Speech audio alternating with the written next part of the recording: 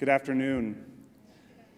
When I first learned of AVID at Spring Valley High School, I was ecstatic. AVID perfectly matched the reason that I said goodbye to corporate America to become a teacher, to coach and develop underserved kids to succeed in college and beyond. That very first year in 2006, I joined our AVID site team. I came to Summer Institute, and by the fall, I had my very own AVID elective class. After a mid-30s career change, leaving Fortune 500 companies behind, I knew that I had finally found my niche. A few years later, in 2009, the financial meltdown hit Nevada like a tsunami. And faced with massive budget shortfalls, our school district made the decision to cut AVID. Now, my principal was a diehard supporter, and he defied our superintendent and decided to keep AVID, but there would be concessions. That year, we tightened our belts, we said goodbye to 20% of our teaching staff, and we consolidated everything, including AVID, which was placed on life support. That year, I lost my AVID elective classes to teach my core subject, English, and I was devastated. But the worst was yet to come. That same November in 2009, I was hospitalized for what seemed like hepatitis.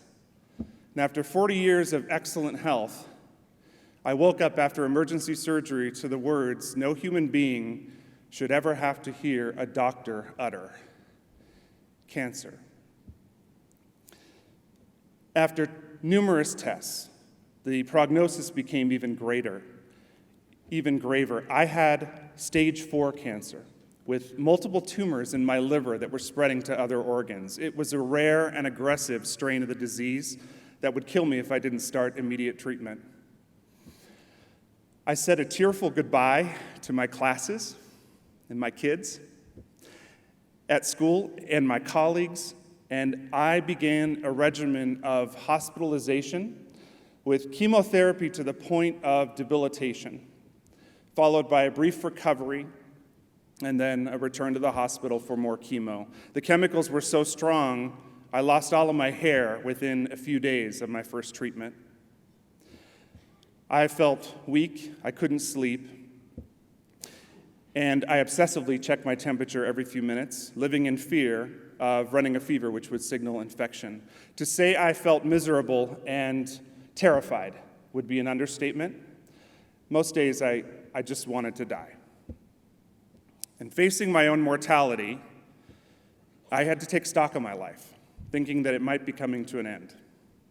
And I realized that teaching, and in particular teaching AVID, had been the highlight of my professional life. And I love teaching English, but coaching and developing my AVID kids gave me true fulfillment. In secondary school, we're often limited by our core subject areas, like workers on an assembly line. But with AVID, I could reach the whole child. I could appreciate and understand my students' stories, and I could help them grow as human beings. With AVID, I made a difference. And the many cards and letters I got from my AVID kids kept me going during that time. I vowed that if I survived, I would return to AVID. Well, the chemo worked.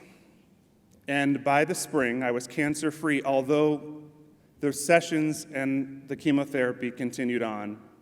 By August, I was cleared to return to work, and so pale and weak, with less than an inch of hair regrown on my head, I returned to school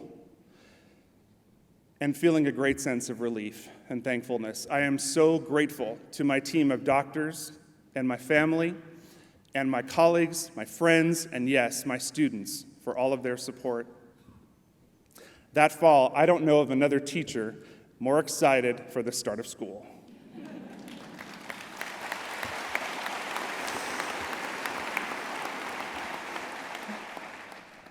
Not only did I regain my AVID elective teacher role, I became site coordinator And together with my co-coordinator, surrounded by our site team, we made plans to get AVID off of life support and moving forward at our school again. We expanded recruiting, we strengthened our elective teacher team, and we focused on implementing AVID with fidelity.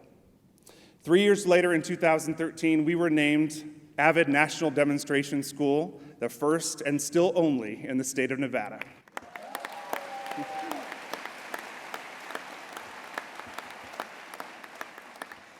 Perhaps more important, every year we get to watch our proud AVID grads walk across that stage with smiles beaming on their faces, not just because of the diploma in their hand, but because of their bright futures ahead, thanks to AVID. Now, 6 years cancer-free,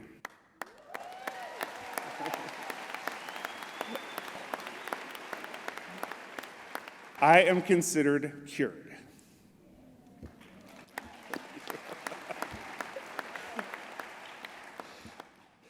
AVID did not actually save my life. But what AVID did give me is what we so desperately need in education today: hope, clarity of purpose, and millions of reasons to keep fighting the good fight, our students' futures. Thank you very much.